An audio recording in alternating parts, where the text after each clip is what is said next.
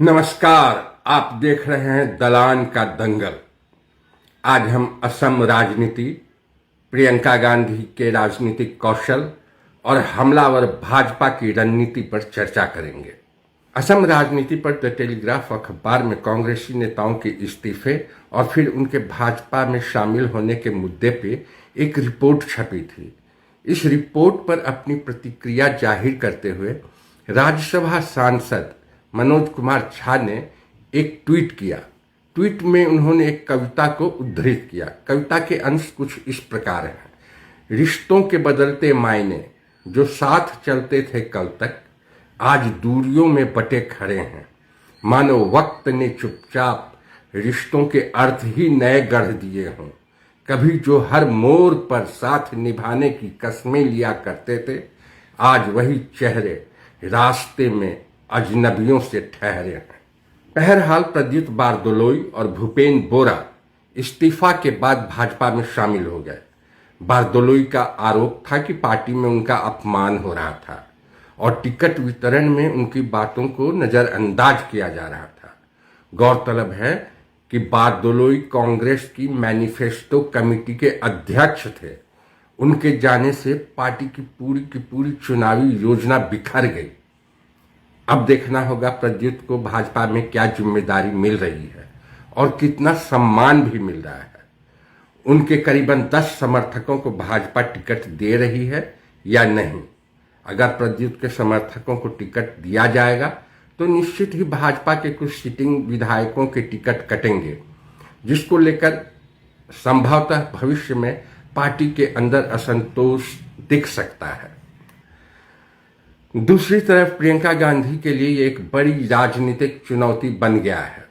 उन्हें अपनी रणनीति में जल्द से जल्द बदलाव लाने की जरूरत है, क्योंकि अब तक की उनकी जो भी चुनावी रणनीति है उसकी जानकारी प्रद्युत ने भाजपा खेमा में जरूर ही पहुंचा दिया होगा। गौरतलब है कि इससे पहले 2019 लोकसभा चुनाव में भी प्रियंका गांधी को पूर्वी यूपी की प्रभारी महासचिव बनाया गया था। 2022 विधानसभा चुनाव में भी वे मुख्य रणनीतिकार और कांग्रेस की चेहरा रहीं। लड़की हूं, लड़ सकती हूं जैसे उन्होंने अभियान भी चलाया। 2022 विधानसभा चुनाव में भी उन्हें केंद्रीय भूमिका दी गई थी। उम्मीदवारों के चयन और प्रचार में वो काफी सक्रिय रहीं। गोवा 2022 विधानसभा चुनाव में भी कांग्रेस की रणनीति और गठबंधन चुनाव प्रयासों में वो शामिल रहीं। और अब असम की बारी है।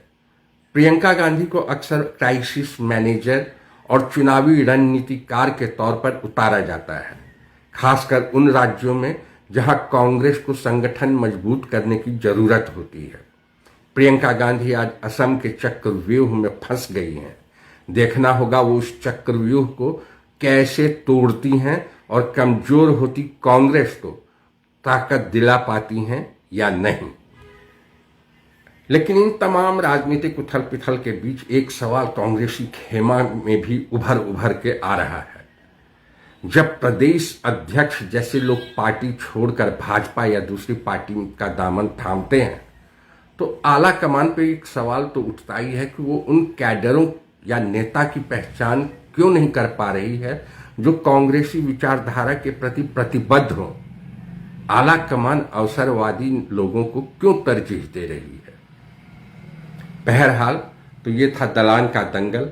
आप हमारे हौसला अफजाई के लिए इस चैनल को सब्सक्राइब करें और शेयर करें और अपना विचार जरूर दें ताकि हम इसमें सुधार ला सकें। शुक्रिया, धन्यवाद।